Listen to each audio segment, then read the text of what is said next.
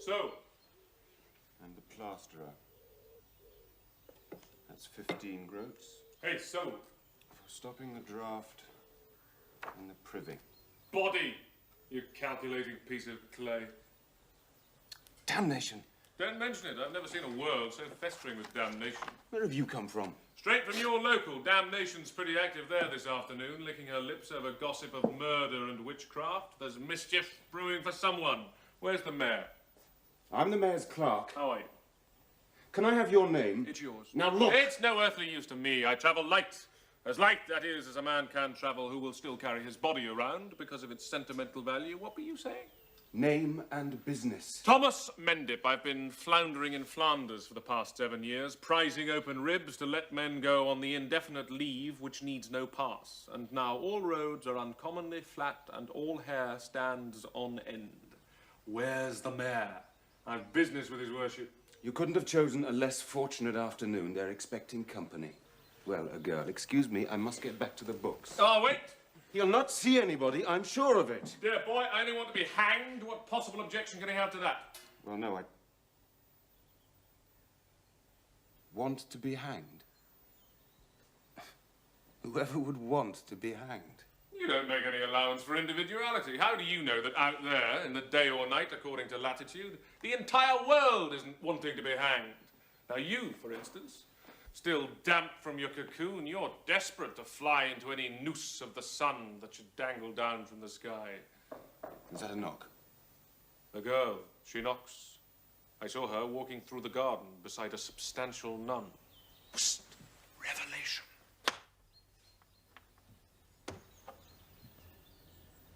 2 steps down, she said.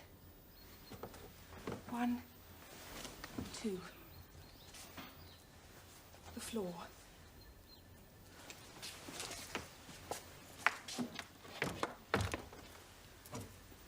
Now I begin to be altogether different.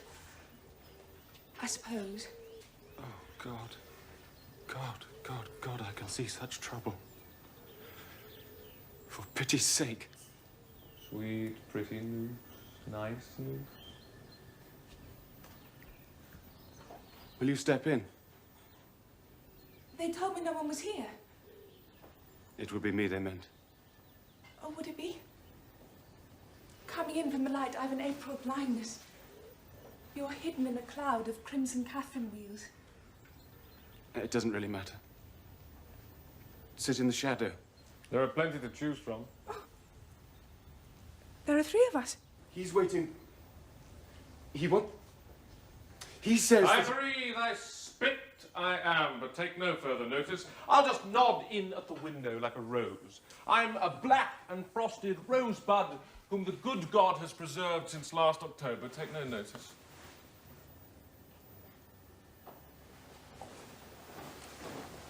Men to me are a world to themselves. Do you think so? I'm going to be married to one of them, almost at once. I have met him already. Humphrey. Are you his brother? No. All I can claim as my flesh and blood is what I stand up in. I wasn't born, I was come across. No father or mother? Not noticeably. You mustn't let it make you conceited. Pride is one of the deadly sins. And it's better to go for the lively ones. Which ones do you mean? Pay no heed, I was nodding in. I am quite usual, with 5 elder sisters. My father thought he would never be able to find enough husbands for 6 of us, and so he decided to simplify matters and let me marry God. He gave me to a convent. Who are you? Richard. The mayor's copying clerk. The mayor is Humphrey's uncle. Humphrey's mother is the mayor's sister. And then again there's Nicholas, Humphrey's brother. Is he sensible? He knows his way about. Ooh, enviable Nick. He's nodding in. I'll tell you a strange thing. Humphrey Devise came to the convent to see me, bringing me a present of barley sugar and a cross of seed pearls. Next day, Nicholas came with a little cold pie to say he had a message from Humphrey. But then he sat and stared and said nothing till he got up to go. I asked him for the message, but by then it had gone out of his head. Quite gone, you see. It was curious. Now you're not speaking either. Yes, of course. Of course it was curious. Men are strange. It's almost unexpected to find they speak English. Do you think so too? Things happen to them. Where are you, Alison? Alison! What do you think?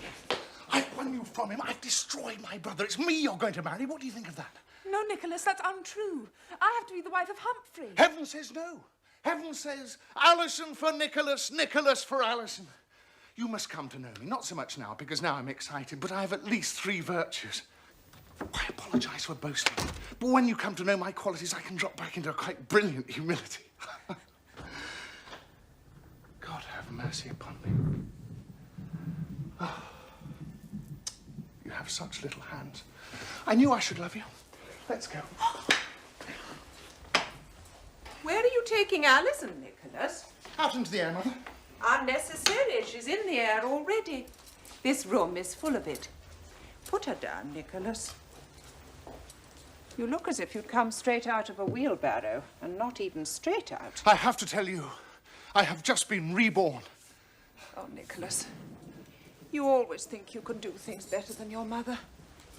You can be sure you were born quite adequately on the first occasion. There is someone here I don't know. Who is it, Alison? Did he come with you? Oh, no. A rosebud, he says. He budded in October. He's not speaking the truth. Oh, more rain. This is properly April. And you're eager to see your handsome Humphrey. Nicholas will fetch him. They're inseparable, really twin natures, utterly brothers, like the 2 ends of the same thought. Nicholas, dear, call Humphrey. Can't. Killed him. Fetch Humphrey, Nicholas, dear. I've killed him, dearest Mother. Well, never mind. Call Humphrey, dear. Is that the other end of this happy thought, there prone in the flower bed? Yes, it's Humphrey lying in the rain. One day I shall burst my bud of calm and blossom into hysteria. Tell him to get up. What on earth is he doing lying in the rain? All flesh is grass. Have you really killed Humphrey? We fought for possession of Alison Elliot. What would be more natural? What he loves, I love.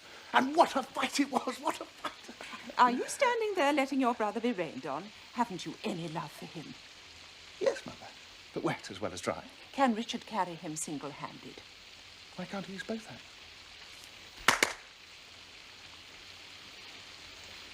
And how did I know it was going to rain? I would rather have to plait the tails of unbroken ponies than try to understand Nicholas. Oh, bell-ringing practice. How their ding-dong rocks me till I feel like the belfry. Dear God, a cuckoo as well. By God, a cuckoo. Grief and God, a canting cuckoo. That laugh with no smile. I don't know why you're waiting or who brought you or whether I could even begin to like you, but I know it would be agreeable if you left us. There's enough going on already. There is certainly enough going on. You understand those bells perfectly. I understand them too. What is it that out there in the mellow street the soft rain is raining on? Is it only on the little sour grass, madam? Out in the street? What could it be? It could be, and it is, a witch hunt. Oh, dear.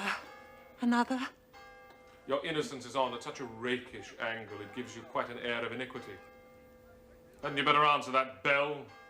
Be disturbed, Be disturbed, madam, to the extent of a tut, and I will thank God for civilization. This is my last throw, my last poor gamble on the human heart. At the moment, as you know, I am trying hard to be patient with my sons. You really mustn't expect me to be Christian in 2 directions at once. What, after all, is a halo? It's only one more thing to keep clean. When shall I see the mayor? I've had enough of this horror beating in the belfry! Where's the mayor? Yes, Humphrey, where would you like him? Humphrey, why do you have to be carried? My dear mother, I didn't knock myself down. Why should I pick myself up? Daffodils for my future wife. Swindling half-cock alderman. Do I have to kill you a second time? I proved my right to have her. Nothing of the sort. Officially, Alison is mine. What is official is incontestable. Where in thunder is the mayor? Are you deaf to the baying of those human bloodhounds out in the street? I want to be hanged. Alison, who's going to marry you? Can you tell us, Alison? I am not used to things happening rapidly. The nuns, you see, were very quiet, especially in the afternoon. They say I shall marry Humphrey. Certainly so. Nicholas, go and get clean. She never shall. Oh, now here comes your uncle. Oh, do go and sweeten yourself. Is this the man I longed for? Pest, who's stolen my handkerchief? Use this one, Hepton. Go and get under the pump. Oh, noses, noses. Mr. Mayor, it's a joy to see you. You're about to become my gateway to eternal rest. Dear sir, I haven't yet been notified of your existence. As far as I'm concerned, you don't exist. Therefore, you're not entitled to any rest at all, eternal or temporary. And I'd be obliged if you'd sit down. This is Alison Elliot, Humphrey's bride-to-be. I have come to be hanged, do you hear? Have you filled in the necessary forms? This is the young lady, eh? Very nice, very charming. And a very pretty dress. Splendid material. Flood in a yard, if a groat. I'm really sorry you had to come on such a troubled evening as this promises to be. The bells, you know. Richard, my boy, what is it this importunate fellow wants? He says he wants to be hanged, sir. Out of the question. It's a most immodest suggestion which I know of no precedent for. Cannot be entertained.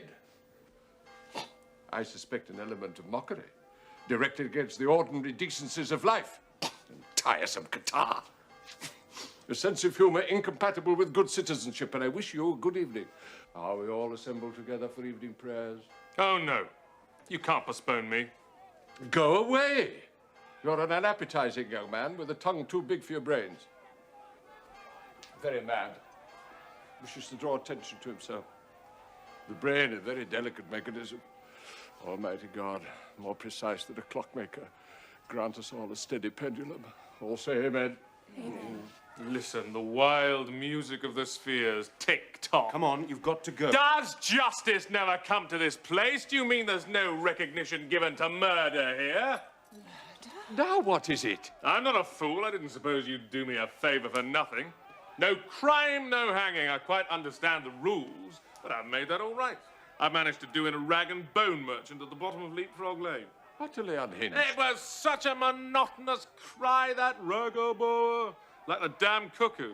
Well, it was more than time he should see something of another world. Get a complete denial of everything he has said. Who do people think they are coming in here without identity? Putting us to considerable trouble and expense to have them punished. Sorry to interrupt, but there's a witch to see you, Uncle. To see me? A witch to see me?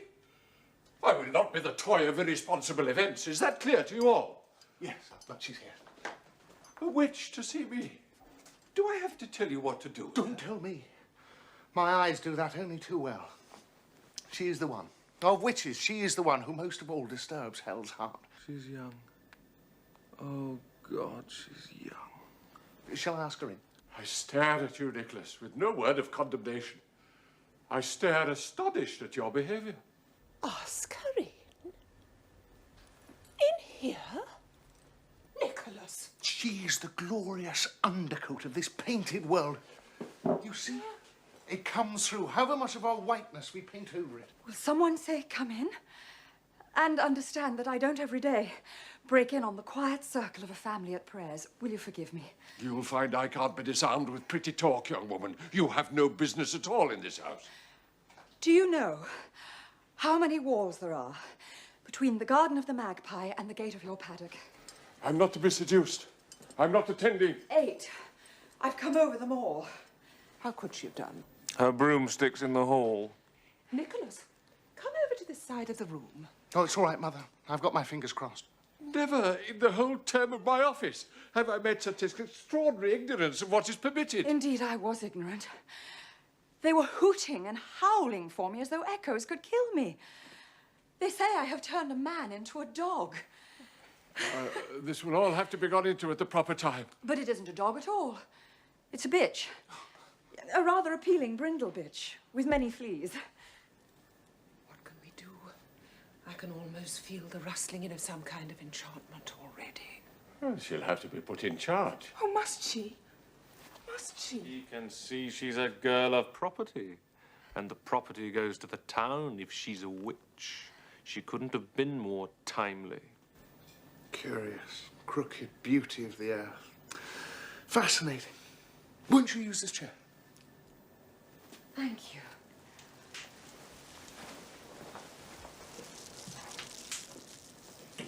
Oh, this is the reasonable world again. I have come here for the protection of your laughter. They accuse me of such a brainstorm of absurdities that all my fear dissolves in the humor of it.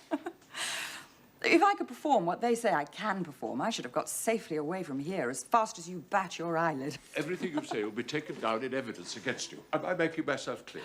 They tell one tale that once, when the moon was gibbous and in a high-dazed state of nimbus love, I shook a jonquil's dew onto a pearl and let a cricket chirp 3 times, thinking of pale Peter.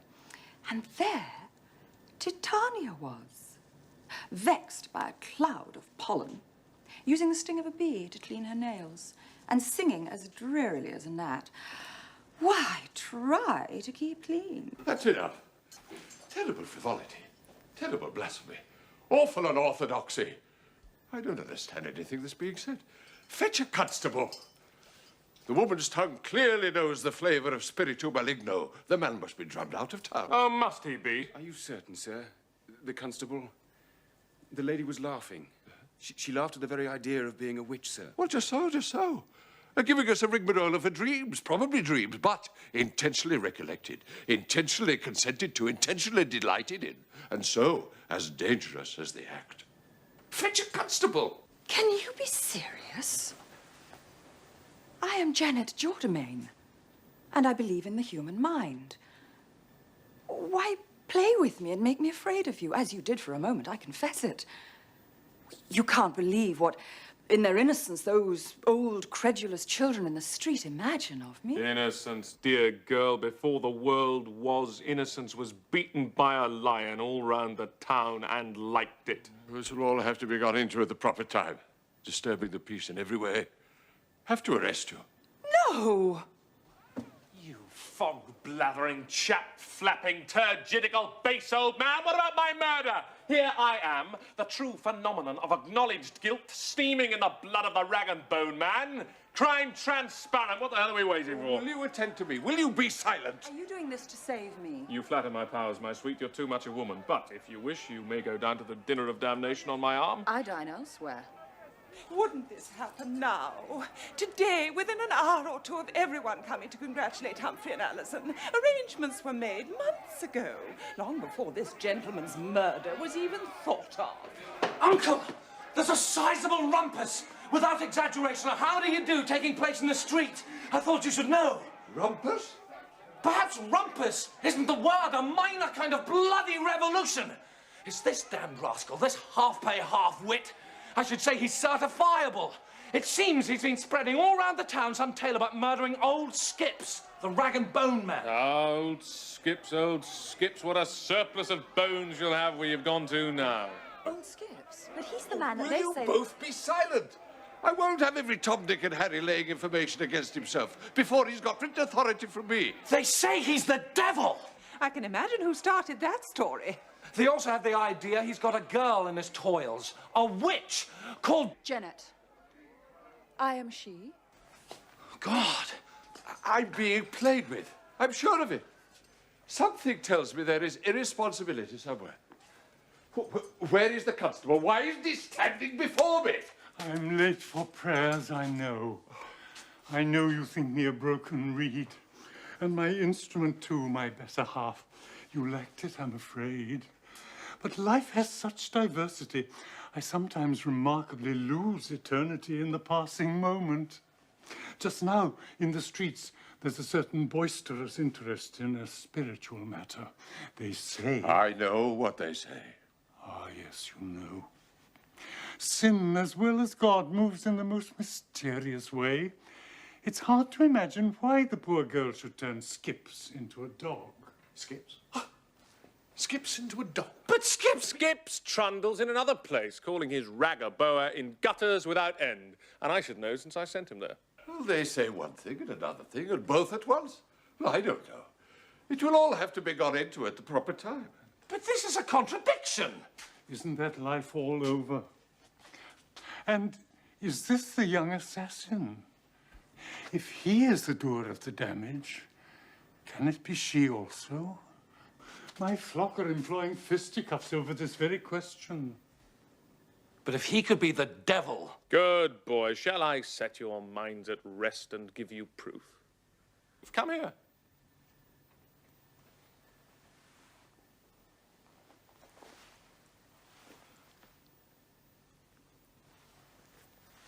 That isn't funny. It's not funny for the goats. I've heard it before. He says the day of judgment is fixed for tonight. Oh, not tonight. The last trump is timed for 22:40 hours precisely. This will all be gone into at the proper... Time will soon be most improper. Why not hang me before it's too late? May I? Janet Jordemain, the daughter of a man who believed the universe was governed by certain laws, be allowed to speak?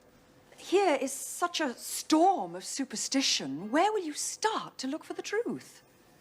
No, am I, in fact, an enchantress bemused into collaboration with the enemy of man? Is this the enemy?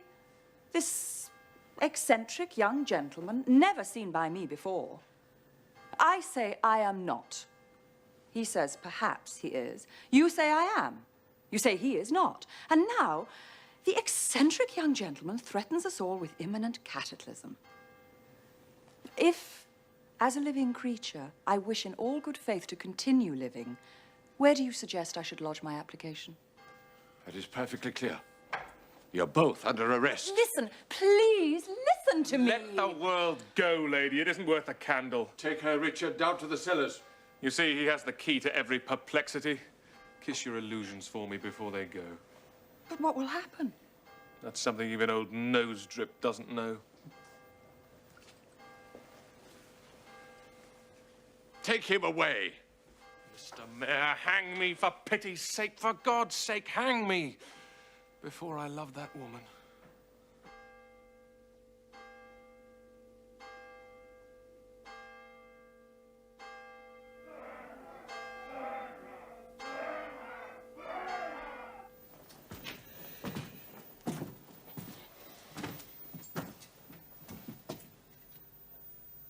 Well, it's possible.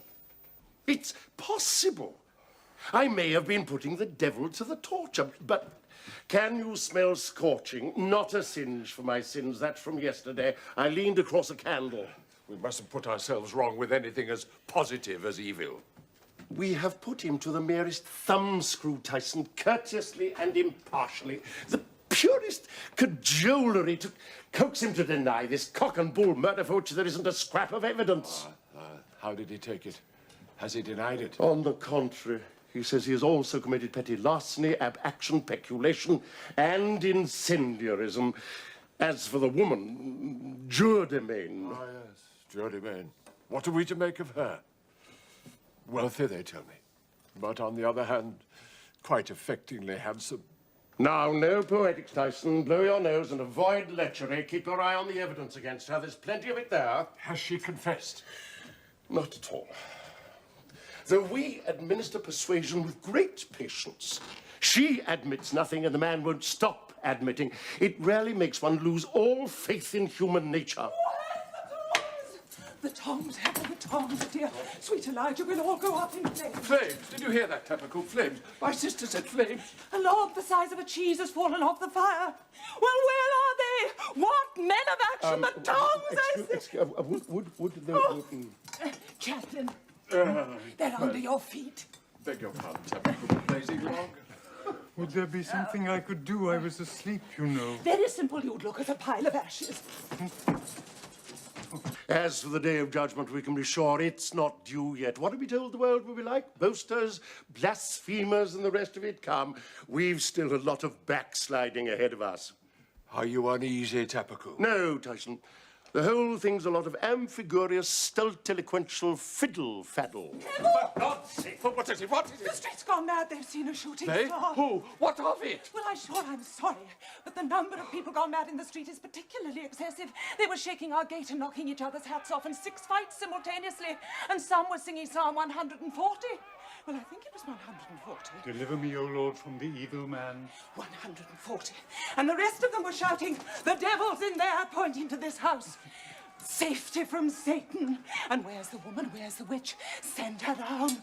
And using words only fit for the Bible, and then they saw the star fall over our roof somewhere and followed its course with a downrush of whistlings and oohs and ahs and screams and groans. And some fell down on their knees and others fell over them. And now they've started fighting again. And the 140th psalm has begun again, louder and faster than ever. Oh, heaven, isn't it time they went home? All right, yes, all right. Now, why can't people mind their own business? This shooting star probably went past perfectly preoccupied with some astral anxiety or other without giving us a second thought. And on the very evening that we expect company. What company is going to venture to get here through all that heathen hullabaloo in the road? I wish I were a thinking man. Very much. Of course, I feel a good deal, but that's no help to you. I'm not bewildered. I assure you, I am not bewildered. As a matter of fact, a plan is almost certainly forming itself in my mind at this very moment. It might even be adequate. I am nothing but the justice here, of course, but perhaps, even allowing for that, you could tell me what the devil you're up to. Where did I put my better half? I laid it aside. I might go down to the gate and perhaps disperse them with a skirmish or two of the bow. Orpheus, you know, was very successful in that way. But of course, I haven't his talent, not nearly his talent. If you'd allow me to follow my train of thought.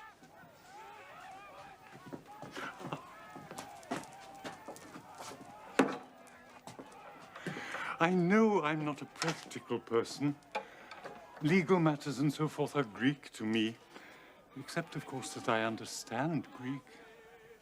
And what may seem nonsensical to men of affairs like yourselves might not seem so to me, since everything astonishes me, myself most of all. When I think of myself, I can scarcely believe my senses.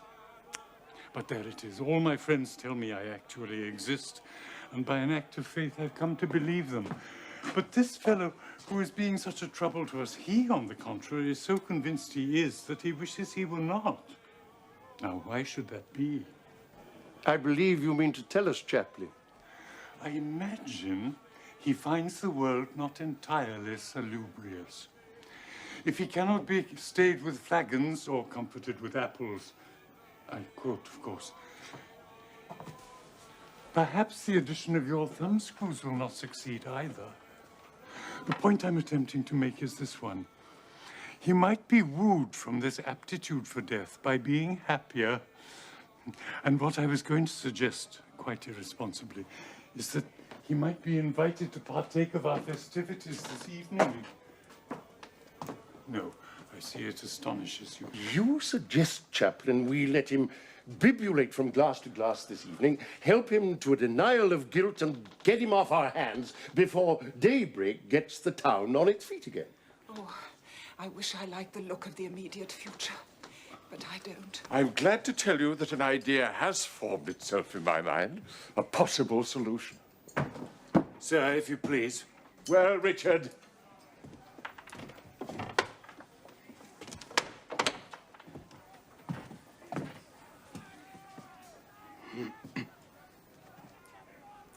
I should like to admit that I've drunk some of the wine put out for the guests. Well, that's a pretty thing, I must say. I was feeling low, abominably, about the prisoners and the row in the street that's getting out of hand, and certain inner things. And I saw the wine and I thought, well, here goes, and I drank 3 glasses full. I trust you feel better for it. I feel much worse. Those 2, sir, the prisoners. What are you doing with them? Don't know why I keep calling you sir. I'm not feeling respectful. Richard, be sensible. He's a dear boy, but a green boy. I'm sure he'll apologize in a minute or 2. The boy is a silly boy. He's a silly boy, and I'm going to punish him. Scrub the floor. Yes, scrub it. Scrub the floor this evening before our guests put in an appearance. Mulish tasks for a mulish fellow. And take this to whatever splendid fellow's on duty. You will return with the prisoners and tell them to remain in the room below until I send for them. Tactics, Tabaku. The idea that came to me. You will think it very good.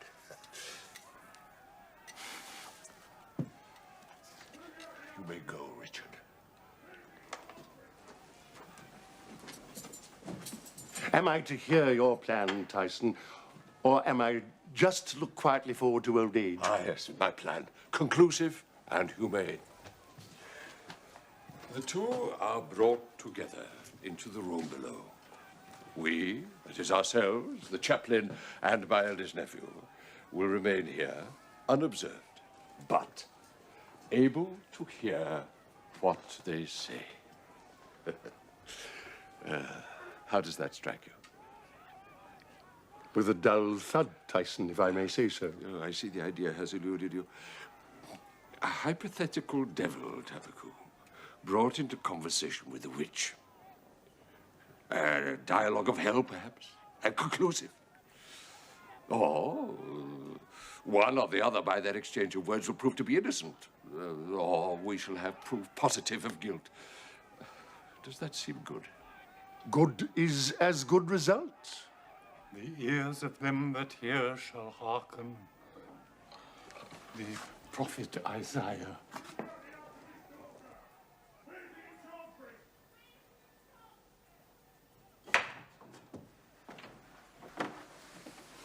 He wants you to wait in here. If in some way... I wish... I must fetch the scrubbers. I'm so tired. What can you see out there? Out here. Out here is a sky so gentle. 5 stars are ventured on it. I can see the sky's pale belly glowing and growing big, soon to deliver the moon.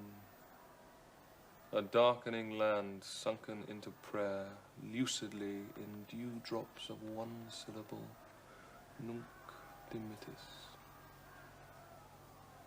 I see twilight, madam. But what can you hear? The howl of human jackals. Do you mind? I have to scrub the floor.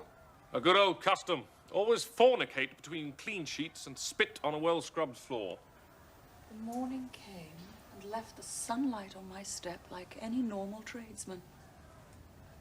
But now, every spark of likelihood has gone. The light draws off as easily as though no one could die tomorrow. Are you going to be so serious about such a mean allowance of breath as life is? For God's sake, shall we laugh? For what reason? For the reason of laughter. Since laughter is surely the surest touch of genius in creation. Would you ever have thought of it? I ask you, if you had been making man, stuffing him full of such hopping greeds and passions that he has to blow himself to pieces as often as he conveniently can manage it, would it also have occurred to you to make him burst himself with such a phenomenon as cachinnation? That same laughter, madam, is an irrelevancy which almost amounts to revelation. I laughed earlier this evening, and where am I now? Between the past and the future, which is where you were before. You speak of the world I thought I was waking to this morning, but horror is walking round me here, because nothing is as it appears to be. That's the deep water my childhood had to swim in. My father was drowned in it. He was drowned in what? In hypocrisy? In the pursuit of alchemy. In refusing to accept your dictum, it is what it is. Poor father. In the end, he walked in science like the densest night. And yet he was greatly gifted. When he was born, he gave an algebraic cry, at one glance measured the cubic content of that ivory cone, his mother's breast, and multiplied his appetite by 5. Oh, my poor father. What years and powers he wasted. He thought he could change the matter of the world from the poles to the simultaneous equator by strange experiment and by describing numerical parabolas. To change the matter of the world. Magnificent intention. And so he died deluded. My father broke on the wheel of a dream. He was lost in a search. And so, for me, the actual, what I touch, what I see, what I know, the essential fact. In other words, the bare untruth.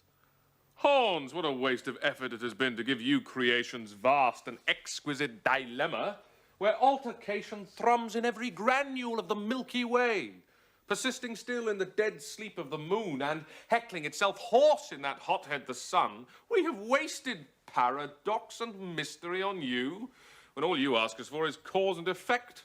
Copy of your birth certificate was all you needed to make you at peace with creation. How uneconomical the whole thing's been. This is a fine time to scold me. I was already in a poor way of perplexity, and now you leave me no escape except out on a stream of tears. Ah, none of that. Oh, hell! Beg your pardon. Well, now I'm down on my knees, I may as well stay here. In the name of all who ever were drowned at sea, don't weep. I never learnt to swim. May God keep you from being my Hellespont. What I do with my own tears is for me to decide. That's all very well. You get rid of them, but on whose defenseless head are they going to fall? Well, I had no idea you were so afraid of water. I'll put them away. Oh, Pete, I don't know which is worse, to have you crying or to have you behaving like Catherine of Aix, who never wept until after she had been beheaded, and then the accumulation of the tears of a long lifetime burst from her eyes with such force they practically winded 3 onlookers and floated the parish priest 200 yards into the entrance hall of a brothel. Poor Catherine. Not at all. It made her life, in retrospect, infinitely more tolerable. When she got to purgatory, she was laughing so much they had to give her a sedative.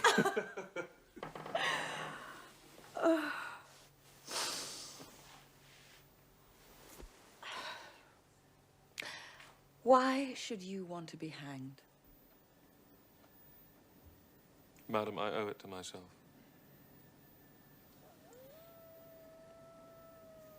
But I can leave it until the last moment. It will keep while the light still lasts. What can we see in this light? Nothing, I think, except flakes of drifting fear, the promise of oblivion. Nothing can be seen in the thistledown, but the rough-head thistle comes. Rest in that riddle. I can pass to you generations of roses in this wrinkled berry there. Now you hold in your hand a race of summer gardens. It lies under centuries of petals. What is not you have in your palm. Rest in the riddle. Rest. Why not? This evening is a ridiculous wisp of down blowing in the air as disconsolately as dust. And you have your own damnable mystery too, which at the moment I could well do without. I know of none. I am an unhappy fact, fearing death. This is a strange moment to feel my life increasing. When this moment and a little more may be for both of us. The end of time. You've cast your net and landed me on your own strange beach. That's too inhuman of you. Inhuman? If I dared to know what you meant, it would sound disastrous.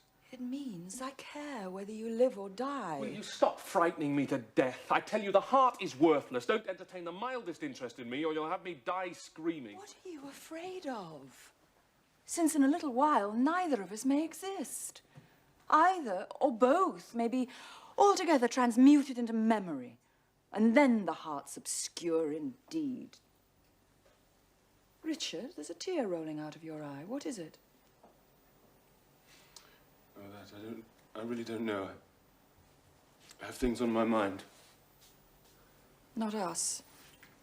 Not only. If it's a woman, Richard, apply yourself to the scrubbing brush. It's all a trick of the light. The light of a fire. And Richard, make this woman understand that I'm a figure of vice and crime. Guilty of? Guilty of mankind.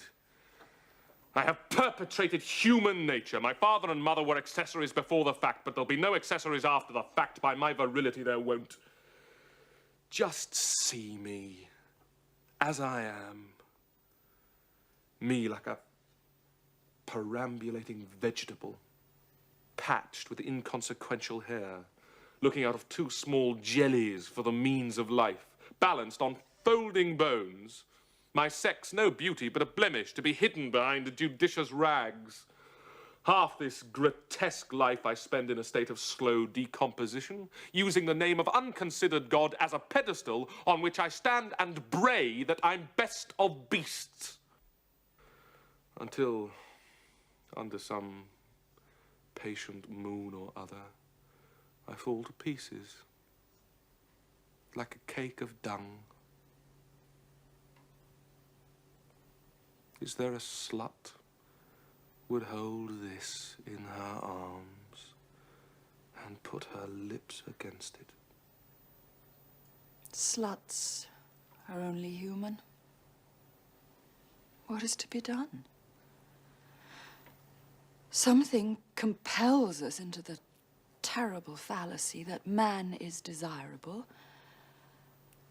and there's no escaping into truth. You may be decay and a platitude of flesh, but I have no other such memory of life. You may be corrupt as ancient apples.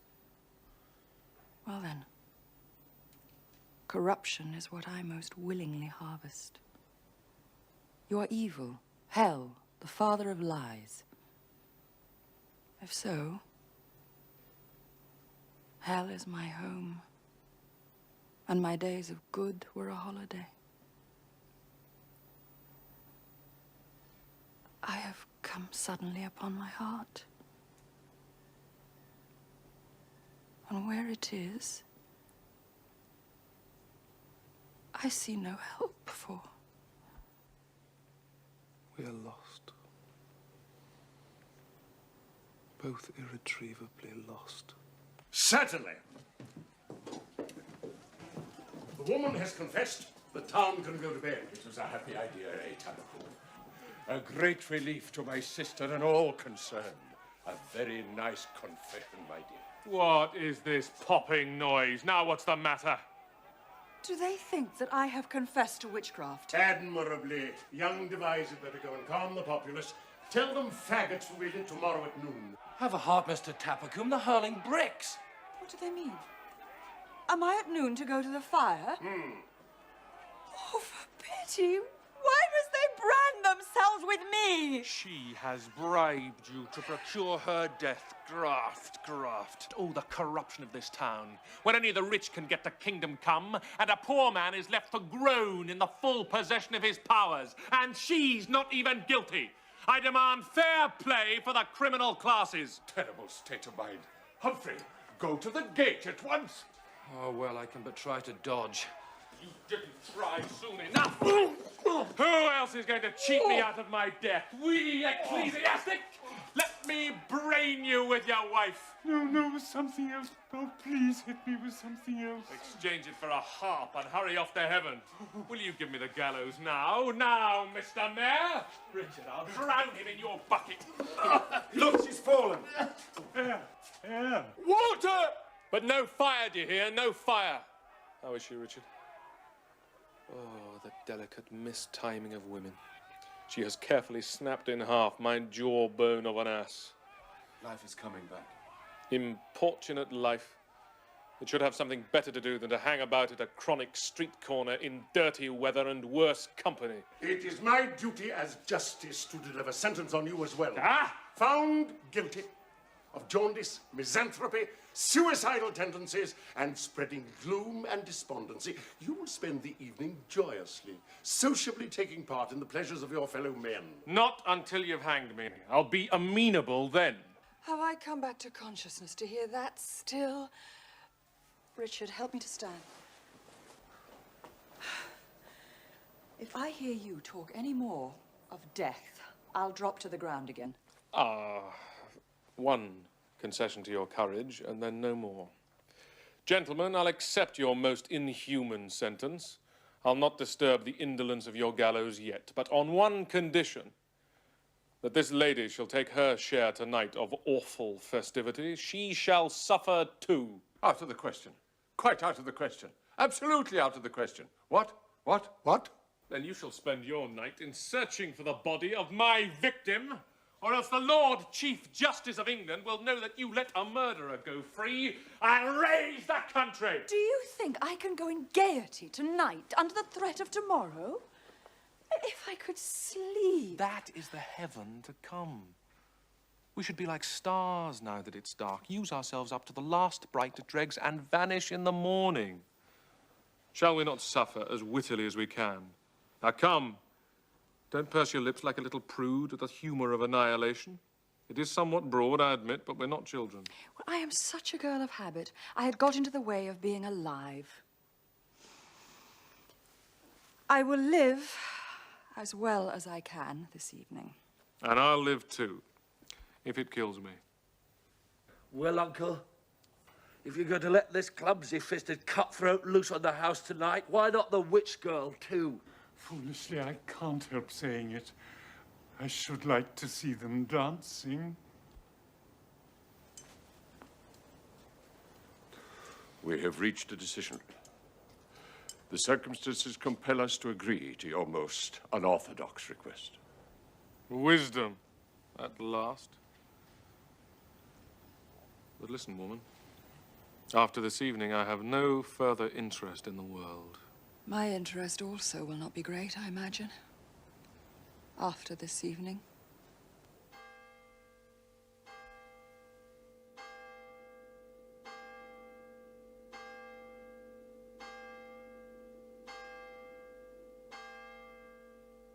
One of my first gowns, which has hung in the wardrobe 24 unencouraging years, to lend to this Jennett girl, who, in my opinion, should not be here. And I said to her flatly, the course of events is incredible. Make free with my jewel box. Where is she now? Where is she now? She is dressing, I imagine. Yes, I suppose so. I don't like to think of her. And as for you, I should like to think of you as someone I knew many years ago and, alas, wouldn't see again. That would be charming. I beg you, Humphrey, come in. Give your brother a good example. Mother, I'm unwell. Oh, Humphrey. Well, your uncle must do what he will. I've done what I can. Her mother isn't pleased. She has never learnt to yawn, and so she hasn't the smallest comprehension of those who can.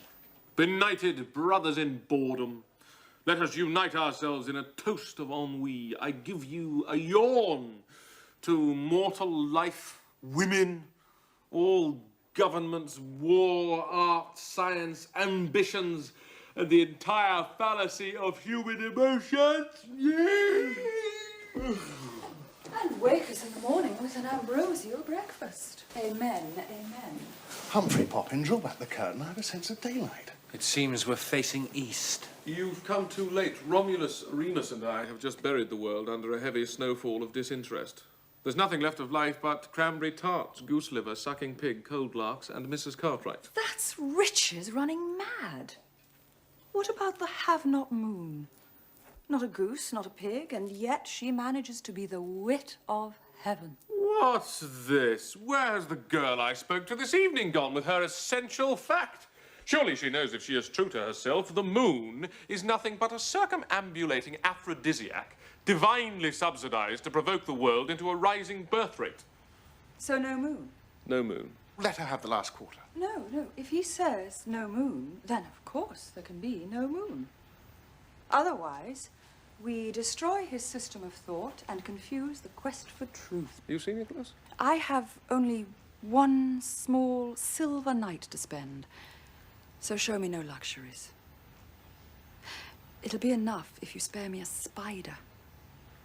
And when it spins, I'll see the 6 days of creation in a web, and a fly caught on the 7th. And if the dew should rise in the web, I may well die a Christian. This evening you insisted on what you see, what you touch, what you know. Where did this weather blow from? Off the moors of mortality. That might be so. Or there's that inland sea, the heart. But you mustn't hinder me. Not now.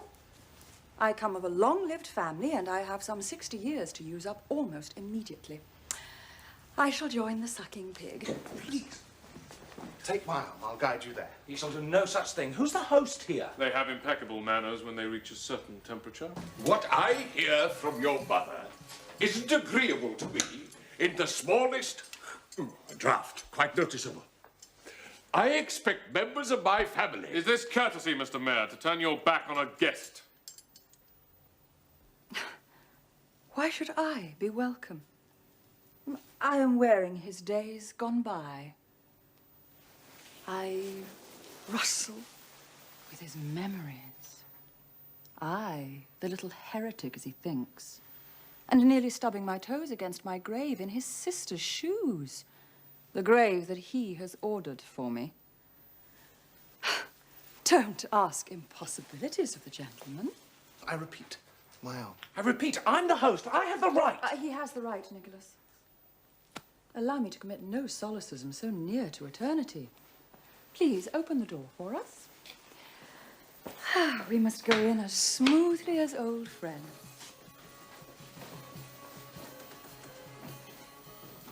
Well, does your blood run deep enough to run cold, or have you none? That's enough. Get away. Are you going to cry off the burning? Worthless creatures both. I call you clutter. The standard soul must mercilessly be maintained. No two ways of life. One God, one point of view. A general acquiescence to the mean. And God knows when you say the mean, you mean the mean. And so you'll kill her. Time would have done it for her too, of course. But more cautiously and with a pretense of charm. Am I allowed on bail into your garden? Tiresome catarrh. I haven't the slightest wish to see you, not in the slightest degree. Go where you like. That's nowhere in this world. But still, maybe I can make myself useful and catch mice for an owl. Young lunatic slipping off, is he? Cheered up and gone? So much the less trouble for us. I won't stand it. I won't have it, Tapacombe. I won't have such evil things looking so distinguished. We must burn her before she destroys our reason. Must be burnt. Immediately burnt. Burnt, Tapacombe. Immediately. Are you trying to get rid of temptation, Tyson? A belated visit of the wanton flesh after all these years? You have got to be dispassionate. Calm and civilized. I am civilized. I know, for instance, that Beauty is not an absolute. Beauty is... Hello. Feeling Dickie Chaplin? It would be so kind if you didn't notice me. I've upset myself. I have no right to exist, not in any form, I think. I treated her with an abomination that maketh desolate. The words are from Daniel. Hey, what's this? The young woman again? My patient instrument. I made my viol commit such sins of sound. And I didn't mind. No, I laughed. I was trying to play a dance. I'm too unaccomplished to play with any jollity. I shouldn't venture beyond religious pieces. A large mug of small beer for both of you. Leave it to me. No, I should become delighted again. I wish for repentance. You shall have it. I'll pour it out myself. You'll see it shall bring you to your knees. I'm too unaccomplished. I haven't the talent. But I hoped I should see them dancing. And after all, they didn't dance. They shall, dear saint, they shall.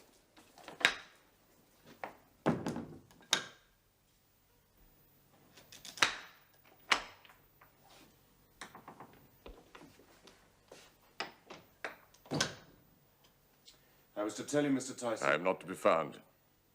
I'm fully occupied elsewhere. If you wish to find me, I shall be in my study. You may knock, but I shall give no reply. I wish to be alone with my own convictions. Good night.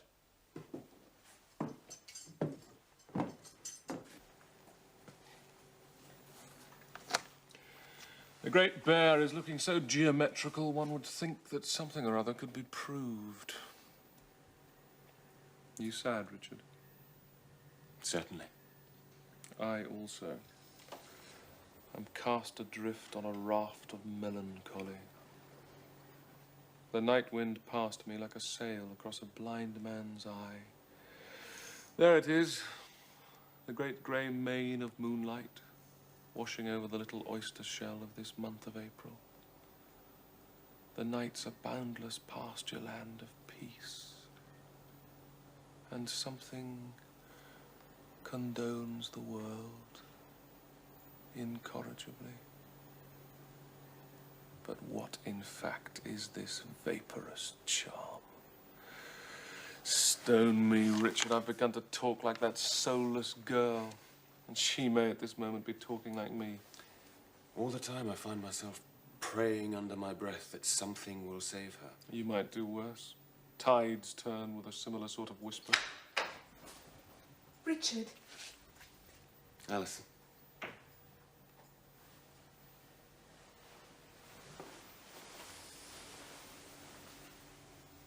I've come to be with you. Not with me. I'm the to and fro fellow tonight. You have to be with Humphrey. I think I've never met Humphrey. I've met him less and less the more I have seen him. You will forgive me. I was mousing for a small Dutch owl. If it has said to woo, to weiss, it has said it 1,000 times. You must go back to the others. Let me stay. I'm not able to love them. Have you forgotten what they mean to do tomorrow? How could I forget? But there are laws. And if someone fails... I shall run away from laws if laws can't live in the heart. I shall be gone tomorrow. You make the room suddenly cold. Where will you go? Where will you come to find me? If I asked you if you could ever love me, I should know for certain that I was no longer rational. I love you quite as much as I love St. Anthony, and rather more than I love St. John Chrysostom.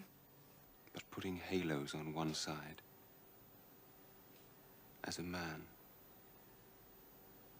could you love me, Alison? I love you as deeply as many years could make me. but less deeply than many years will make me.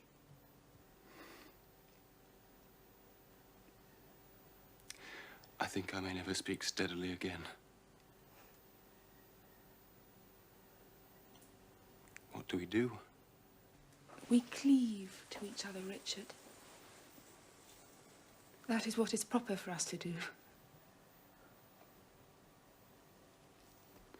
But you were promised to Humphrey, Alison. And I'm hardly more than a servant here, tied to my own apron strings. They never let us love each other. Then they will have to outwit all that ever went to create us. So they will. I believe it. Let them storm. We are lovers. In a deep and safe place. And never lonely anymore. Alison. Are you ready to forego custom and escape with me? Shall we go now, before anyone prevents us? Oh, Alison, I so love you.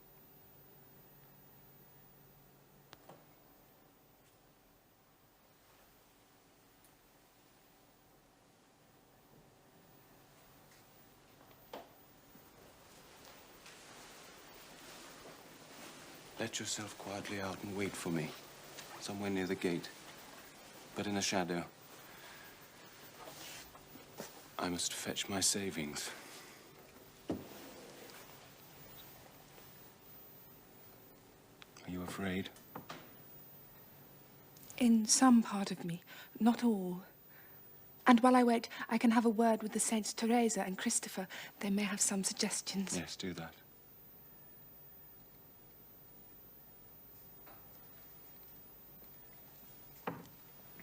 Not like a mouse.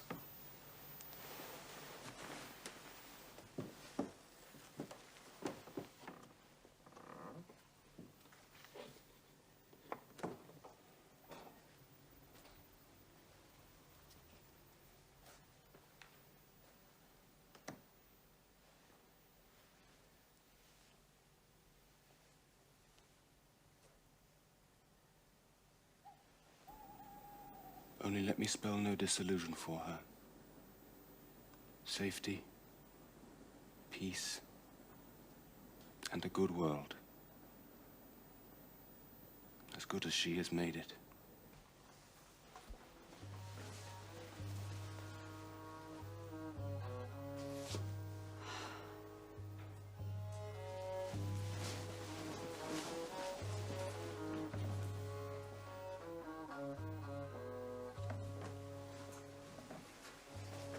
Tired of us?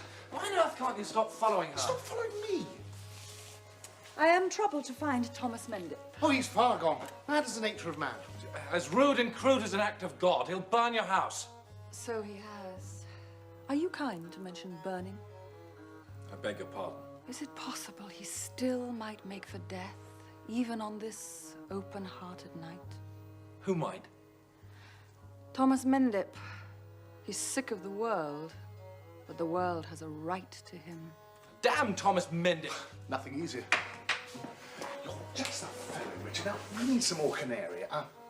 Say 5 bottles more. I have to find 5 bottles of canary. I'll come to the cellars and help you bring them. Quick! Before Mother calls us back to evaporate into duty.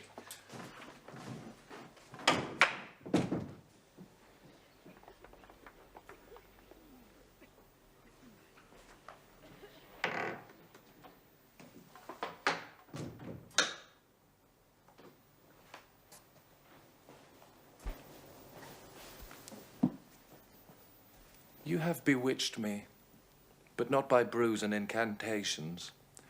For all I know, you may have had some traffic with the devil. If so, you will agree the fire is fair as fair goes. You have to burn. It's hard enough to live these last few hours as the earth deserves. Do you have to remind me how soon the night will leave me unprotected, at the daylight's mercy? I'm tired, trying to fight those thoughts away. It would be insufferable if you were burned before I could know you. I should never sit at ease in my body again. Must we talk of this? All there is to be said has been said, and all in a heavy sentence. There's nothing to add, except a grave silence. Listen. Will you listen? There is more to say. I'm able to save you, since all official action can be given official hesitation. I happen to be on the council, and a dozen reasons can be found to postpone the moment of execution. Legal reasons, monetary reasons. Hope can break the heart, Humphrey. Hope can be too strong. But this is true, actual, as my body is. And as for that, now impartially, look what I risk. My status in both this town and the afterlife will be gone if either suspect me of having helped you. I have to be given a considerable reason for risking that. I fondly hope I'm beginning to misconstrue you. Later, tonight, when they're all bedded down in their beauty sleep, I'll procure the key and come to your cell. Is that agreeable? You mean you give me a choice? To sleep with you, or tomorrow to sleep with my fathers? And if I value the gift of life, which, dear heaven, I do, I can scarcely refuse. Isn't that sense?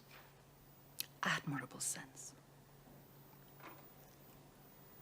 Oh, why am I not sensible? Oddly enough, I hesitate.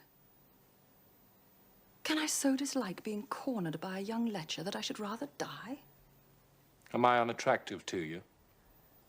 Except that you have the manners of a sparrowhawk, with less reason. No, you are not. But even so, I no more run to your arms than I wish to run to death.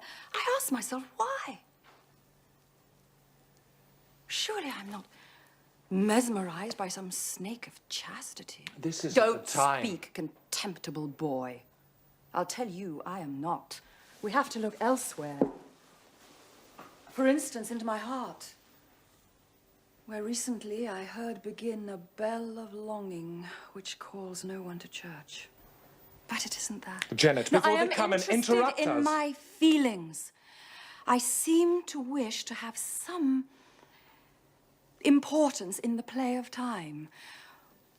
What is deep, as love is deep, I'll have deeply. What is good, as love is good, I'll have well. Then, if time and space have any purpose, I shall belong to it. And so, you see, it might be better to die. Though, on the other hand, I admit it might be immensely foolish. Oh, listen. What can all that thundering from the cellars be? I don't know at all. You're simply playing for time. Now be a saint and tell me I may come to your cell. I wish I could believe my freedom was not in the flames. Oh, God, I wish the ground would open. Allow me to open it for you. Admit I was right. Man's a mistake. Lugworms, the lot of us. Wipe your filthy boots before you start trespassing. And as for you, I'll knock your apple blossom back into the roots of the tree of knowledge where you got it from. Oh, dear. Is this lugworms at war? By what right, will you tell me? Do you come moralizing in, dictating what I should do? Well, what are you saying? You mean to say that you'd even consider... I might prefer the dragon to St. George. You, if you remember, failed even to give me a choice. You have only said, die, woman, and look as if you liked it. So, you'll agree this can hardly be said to concern you. All right. You've done your worst. You've forced me to tell you the disastrous truth. I love you. A misadventure so intolerable hell could not do more. Nothing in the world could touch me, and you have to come and be the damnable exception. Don't say again that this doesn't concern me, or I shall say that you needn't concern yourself with tomorrow's burning. Do you know what, you bastard, Richard? He's locked me in the cell. Don't complicate the situation. We have to settle this other matter. What should we talk of? You mean to be hanged? Oh, am I to understand that your tongue-tied dust will slip a ring on the finger of my ashes and we'll both die happily ever after? Surely the other suggestion, though more conventional, has fewer flaws. But you said, like a ray of truth itself, that you'd rather burn. My heart, my mind would rather burn, but may not the casting vote be with my body? And is the body necessarily always ill-advised? Something's happened since I made the descent into those hellish cobbers. I'm adrift. What is it? Let me speak to her! Oh, you've destroyed my defences. Laborious contrivance of ours, the precious pair of you. Oh, Janet. You should have let me go before I confessed a word of this damned word, love. I'll not reconcile myself to a dark world for the sake of 5'6" of wavering light. For the sake of a woman who goes no higher than my bottom lip. I've had enough. The whole thing's become unrecognisable. Save yourself his way if you must. There will always be your moment of hesitation, which I shall chalk all over the walls of purgatory. Never mind that, loving you, I've trodden the garden threadbare, completing a way to save you. I imagine it's all over with us, Humphrey. Oh, go and drown yourself. And me with you. Have any of you seen that poor child, Alison? I think she must be lost. She can't be more lost than she was without. I can't marry her, Mother. Could you think of something else to do with her? I think Humphrey has been improperly making a proper suggestion, Mother. He wishes to be drowned. Have you seen the little fair-haired girl? He wishes to be hanged. Have you hidden the child? She wishes to be burned rather than sleep with my brother. She should be thankful she can sleep at all. For years, I've woken up every quarter of an hour. I think none of us knows where to look for Alison. Or for anything else. But shall we, while we wait for news of her, as two dispirited women, ask this man to admit he did no murder? You think not? I know. There was a soldier, discharged and centreless, with a towering pride in his sensibility and an endearing disposition to be a hero, wanted to make an example of himself to all erring mankind. And falling in with a witch hunt, his good heart took the opportunity of providing a diversion. Oh, Thomas, it was very theatrical of you to choose the gallows. Mother, we won't listen to this girl. She's jealous because of my intimate relations with damnation. But damnation knows I love her. Will you come back? I want to talk to you. Who locked me in the cellar? Alison, where have you been? We had to come back. Back from where? We came across old Skips. We were running away. We wanted to be happy. Skips? The body of old Skips. We'd better find Tapaku. Alison, what do you mean, running away? He is rather drunk. Shall I bring him in? He'd been to see his daughter. Who will trouble to hang you now? He couldn't lie quiet among so many bones. He had to come back to fetch his barrow. What's all this, I'm told? I was hoping to hang on my bough for the rest of the evening, ripe and undisturbed. What is it? Murder, not such a fabrication after all? We had to come back, you see, because nobody now will be able to burn her. Nobody now will be able to say she turned him into a dog. Come in, Mr. Skips. It looks uncommonly to me as though someone had been tampering with the evidence. Your young gentleman says come in, so I comes in. You use only the same muck off. I goes without argument. Splendid, of course. Are you the rag and bone merchant of this town, name of Matthew Skips? Who give me that name? My grandfathers and grandmothers, and all in author at the Undwim. Baptised I blaming was. And I says to yous, baptised I am. And I says to yous, baptised I will be, with holy weeping and washing of teeth, and immersion upon us miserable offenders. Miserable offenders, all no offence meant. And if any of yous is not a miserable offender, as he's told to be by Almighty and merciful God, then I says to him, hands off my daughter, you bloody-minded heathen. All right, all right. I'm not quarrelling, mind. I'm not quarrelling. Peace on earth and good tall women. I'm not perfect, mind. But I'm as good a miserable offender as any man here present, ladies accepted. Yeah, no, Matt, aren't you forgetting yourself? You're dead. You've been dead for hours.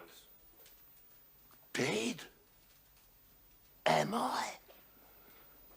I has the respect to ask you to give me corroboration of that. I seen my daughter 3 hours back, and she would have said fair and to my face, Dad, you're dead. She don't stand for no nonsense. The whole town knows it skips, old man. You've been dead since this morning.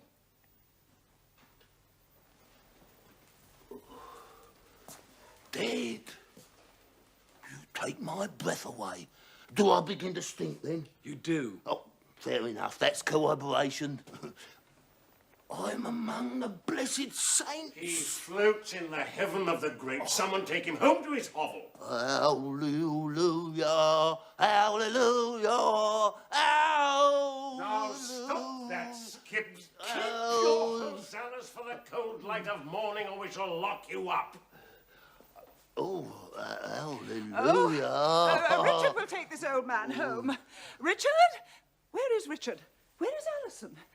Have they gone again? Yes. Humphrey's future wife blown clean away. Yes, that's all very well. But she mustn't think she can let herself be blown away whenever she likes. What better time than when she likes? As it was in the beginning. Ever and ever, amen. Hallelujah. Oh, take this old man to his home. Now that you've made him think he's dead, we'll never have any peace. Nor shall we when he's gone. Spread your wings, Matthew. We're going to teach you to fly. I has the respect to ask to sit down. Yous blessed saints don't realise it takes it out of you, this life everlasting. Hallelujah. Come on. Your second wind can blow where no one listens. That's more pleasant. What was the thread now which the rascal broke? Do I have to collect my thoughts any further? Yes, or I must. That poor child Alison is too young to go throwing herself under the wheels of happiness. Hebel will have to know in any case. I must tell him. Although he's locked himself in and only blows his nose when I knock. Yes, get him onto a horse. It will do him good. Oh, Hebel on a horse is a man delivered neck and crop to the will of God. But he must do it.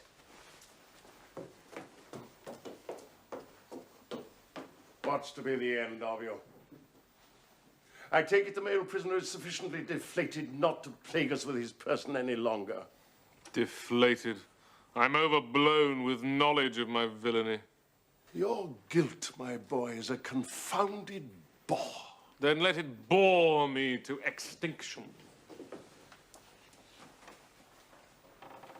The woman prisoner may notice, without my mentioning it, that there's a certain mildness in the night, a kind of somnolent inattention. If she wishes to return to her cell, no one can object. On the other hand, how very empty the streets must be just now. Oh, you will forgive a yawn in an overworked and elderly man. The moon is full, of course. To leave the town unobserved, one would have to use caution. As for me, I shall go and be a burden to my bed. Good night. Good night. Good night. So much for me. Thomas. Only another 50 years or so, and then I promise to let you go. Do you see those roofs and spires? There sleep hypocrisy, porcus pomposity, greed, lust, vulgarity, cruelty, trickery, sham, and all possible nitwittery. Are you suggesting 50 years of that? I was only suggesting 50 years of me. Girl, you haven't changed the world. Glimmer as you will, the world's not changed. I love you, but the world's not changed. Perhaps I could draw you up over my eyes for a time, but the world sickens me still. And do you think your gesture of death is going to change it? Except for me. Oh, the unholy man-trap of love. I have put on my own gown again, but otherwise, everything that is familiar I have to leave. The world is looking frozen and forbidding under the moon. But I must be out of this town before daylight comes, and somewhere, who knows where, begin again. Brilliant. So you fall back on the darkness to defeat me. You gamble on the possibility that I was well brought up. And of course you're right. I have to see you home.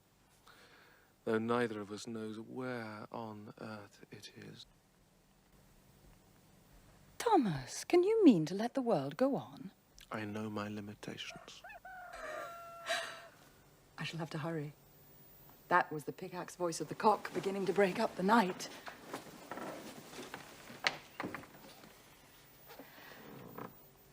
Am I an inconvenience to you? As inevitably as original sin. And I shall be loath to forego one day of you, even for the sake of my ultimate friendly death. I am friendly too. Then let me wish us both good morning. And God have mercy on our souls.